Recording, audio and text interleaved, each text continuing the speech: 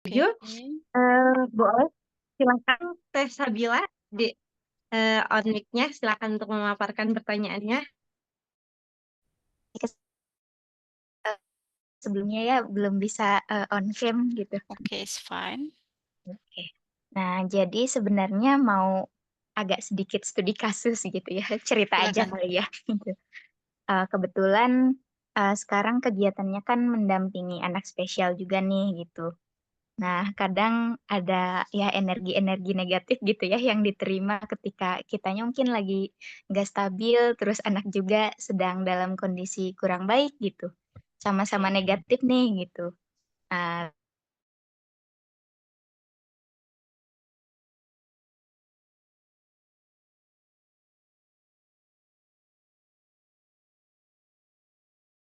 kayaknya nggak tega deh gitu kalau misalkan mengeluarkan energi negatif dibaik-baikin apapun kata-katanya gitu ya, karena kebetulan sasaran saya yaitu anaknya gitu, Mmm, kurang bisa dari saya gitu. Sedangkan ya kalau dihubungkan dengan, dari sisi orang tuanya, ya tentunya ada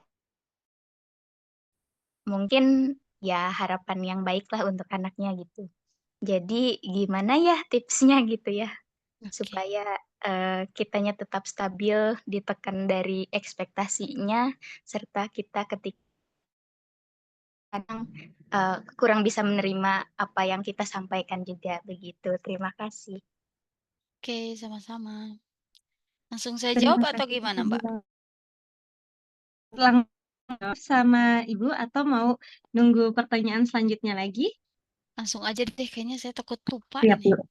Siap, Ibu. Silakan Ibu, Oke, Mas. oke. Begini, saya teringat pernyataan dosen saya, mungkin rekan-rekan tahu, Pak Profesor apa gitu, beliau menyampaikan bahwa ketika kita ingin menjadi profesional, entah itu terapis ataupun, apa itu, hendaknya kita selesai dengan diri sendiri sebelum bertemu dengan tamu. Bahkan ada salah satu dosen, kita semua yang beliau menyampaikan, "Saya sampai kapanpun tidak akan mampu buka praktek, karena saya tidak memiliki empati, saya tidak ingin mendengarkan orang lain." Sambil tertawa beliau, karena spesifikasinya bukan di sana, saya lebih senang mengajar. Ya, intinya seorang tidak memaksakan itu sangat, eee, menjadi contoh bahwa kita tidak boleh memaksakan suatu hal yang bukan menjadi kapabilitas kita. Nah, maksudnya poinnya tadi tips-tipsnya bagaimana, ini sependek sepengalaman dan sepengetahuan saya jika secara teoritis demikian, secara praktis begini, saya pun ada yang nanya, klien saya, nanya gini, "Ambu Ambu tiap hari bertemu dengan klien itu vibes-nya negatif loh, ngamuk-ngamuk tuh klien," gitu kan, ngamuk-ngamuk, nangis-nangis, itu setiap hari gitu ya. Gitu, mendengarkan yang demikian, "Gimana sih? Saya mau tahu Ambu healing-nya gimana?" Setiap selesai sesi saya pun duduk di kursi terapi. Saya pun duduk di kursi terapi, saya pun mendengarkan si musik relaksasi itu. Nah, saya healing, saya pun mengeluarkan kan kenapa tuh psikologi ungu gitu. Salah satunya ya manifestasinya itu kalau kata, dosen-dosen ungu itu mencerminkan, ada sisi lain selain, kolaborasi warnanya seperti apa, tapi ada sisi vibes-nya itu ungu tuh negatif gitu ya. Dan kata Pak Irfan, saya masih ingat ya kata beliau menyampaikan, "Kalau kita gak selesai kita bisa jadi ikutan bahasa kasarnya ya, ikutan gila," katanya. Nah, ikutan gitu. Makanya kita tidak akan optimal. Itu tidak akan optimal pada yang sedang kita hadapi jika kita belum selesai. Tipsnya adalah begitu, setiap selesai sesi, jadi jangan menenangkan diri mendadak, saat bertemu dengan kliennya mendadak, tidak.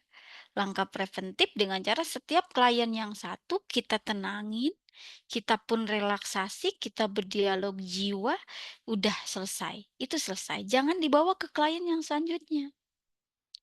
Karena setiap klien itu memiliki keunikan yang berbeda-beda, memiliki ketantangan yang berbeda-beda. Jadi saya ini maksimal 4, pagi, siang, sore, malam. Nah, saya 2 hingga 3.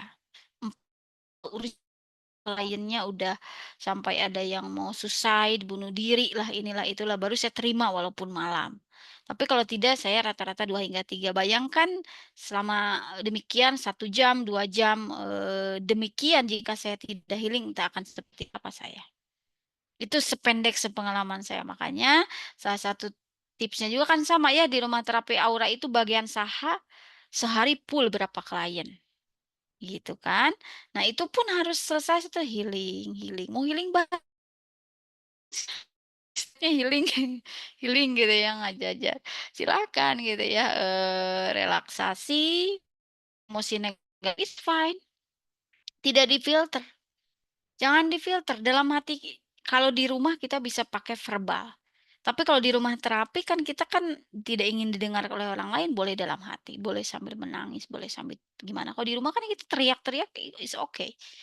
Verbal kalau kita misalnya, "Ih, klien nu ieu teh, ih nu ieu teh saya capek, saya lelah," saya itu keluarin semuanya, tidak difilter. Kenapa mesti difilter? Gitu ya. Tapi setelah itu jangan dibiarkan begitu saja, harus dibasuh. Kuat, saya luar biasa, saya mampu, saya kompeten, saya begini, saya begitu, dan itu dilakukannya setiap saat ada kesempatan. Karena ini yang namanya gelas, ini bayangkan ini seperti, eee, apa, tong emosi atau apa sih bahasanya tuh? Tong emosi atau apa Bu Fia, bahasanya tuh? Itulah ya pokoknya tong emosi misalnya. Tangki emosi ya? Tangki Bebas lah, Bu. emosi. Dirilis. Udah muda ini sedikit-sedikit, hingga akhirnya kosong. Ketika sudah kosong, ada yang negatif, kosongin lagi.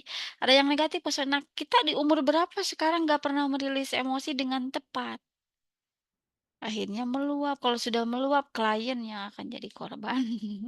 Kita tidak all out. Nah, jadi pelan-pelan, pelan-pelan, satu, satu, satu, agar kita kosong, kosong, kosong. Mau kliennya ngamuk-ngamuk, mau tantrum kayak gimana, kita siap. Karena persediaan di tangki emosinya banyak persediaannya. Tapi kalau udah meluap, nambah deui, aduh, aduh, wah jadi bom waktu yang entah kapan meledak. Itu mungkin wallahu alam. Alhamdulillah jika tidak puas silahkan cari referensi yang lain. Alhamdulillah, terima kasih. Silahkan. Sama-sama. Wah, hebat, keren banget. Ibu, terima kasih atas penjelasannya. Jadi saya juga mendapatkan insight baru lagi gitu ya. Untuk Alhamdulillah. rekan-rekan lainnya mungkin ada lagi yang mau bertanya.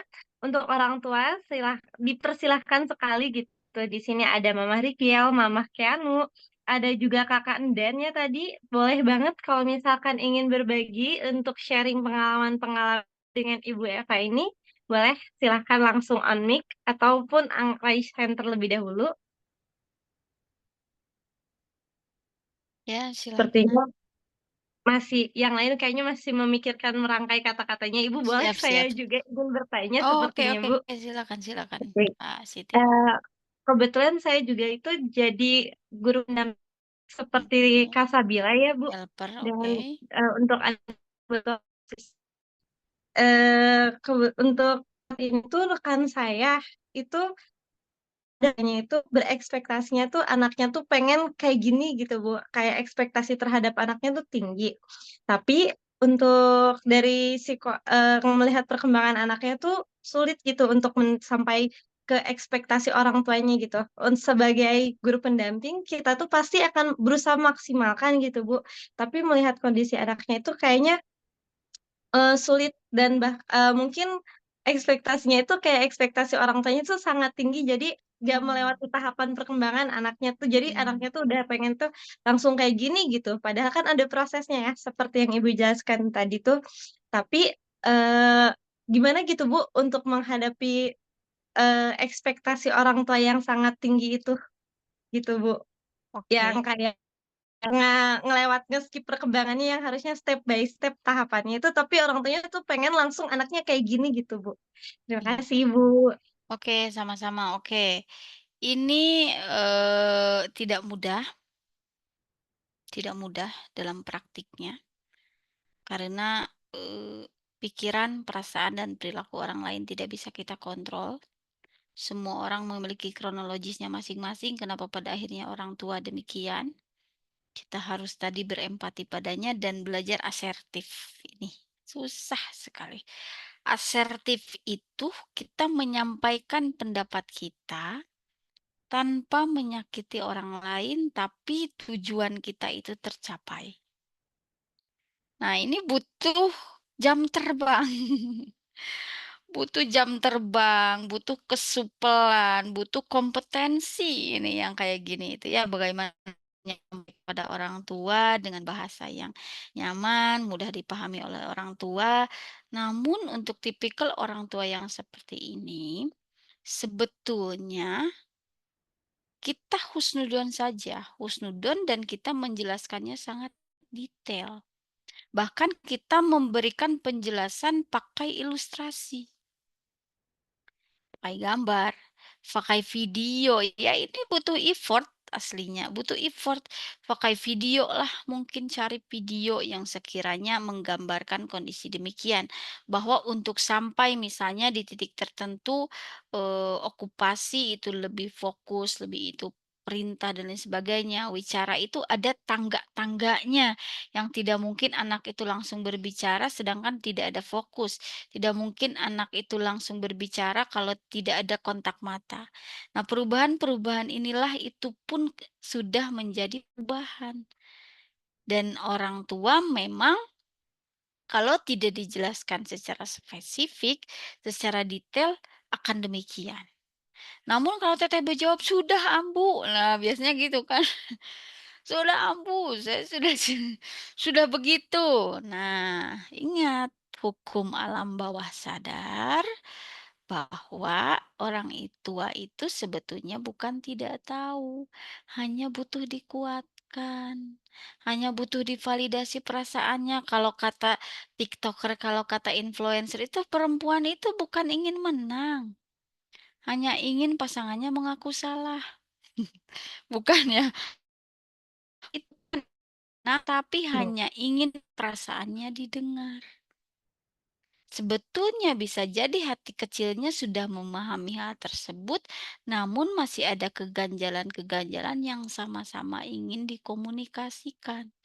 Makanya dari sana kita terus-terus belajar asertif, gak apa-apa repetition, diulang-ulang.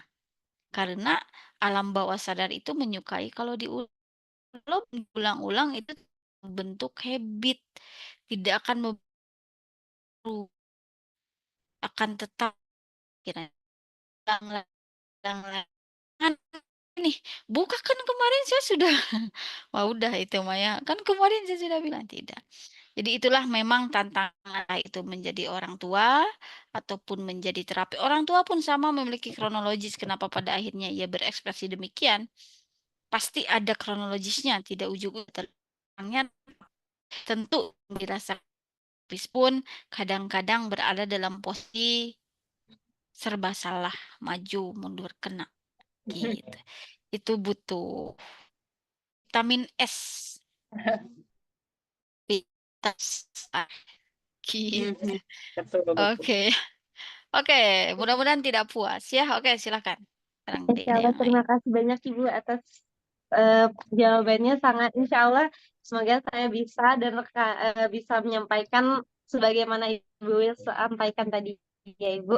Alhamdulillah. Untuk selanjutnya Ibu, masih ada boleh berapa pertanyaan lagi nih Bu? Sampai jam berapa ini Bu Via rencananya? Dan Mungkin 15 menitan lagi ya, Bu ya. 10 15 sampai menitan lagi 15. boleh. Heeh. Oke, boleh berarti 2 pertanyaan lagi silakan. Boleh mangga rekan-rekan yang lainnya, apakah masih ada pertanyaan untuk orang tua nih? Ayo pakai kesempatan kita pada malam hari ini, jarang-jarang kan kita bisa diskusi atau sharing bareng langsung dengan ahlinya gitu.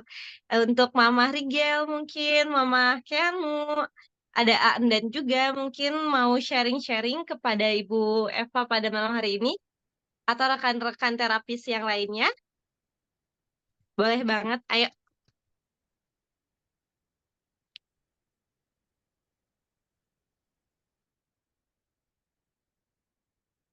Oke, silakan.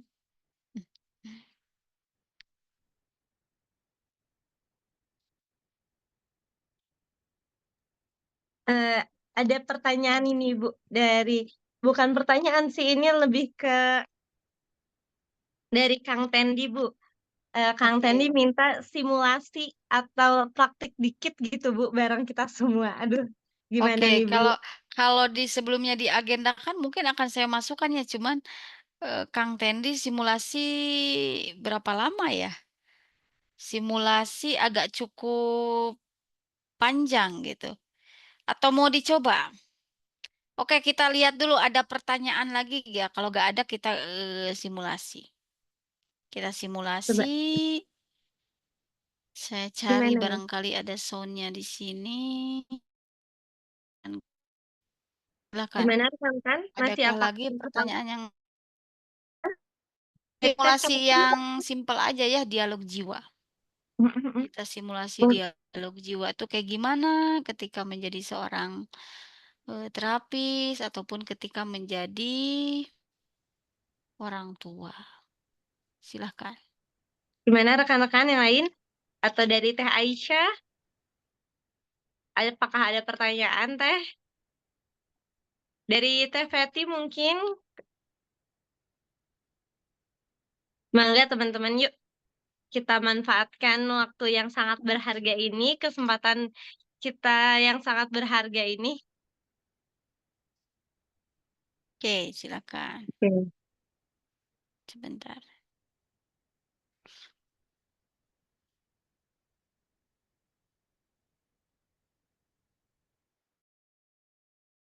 Jika tidak ada untuk mengefektifkan kita simulasi aja ya karena ada request biar apa biar tergambar gitu, tergambar eh, proses dialog jiwa yang simple yang bisa dilakukan di rumah khususnya dan kadang-kadang di tempat yang lain pun it's fine, di titik-titik tertentu itu seperti apa.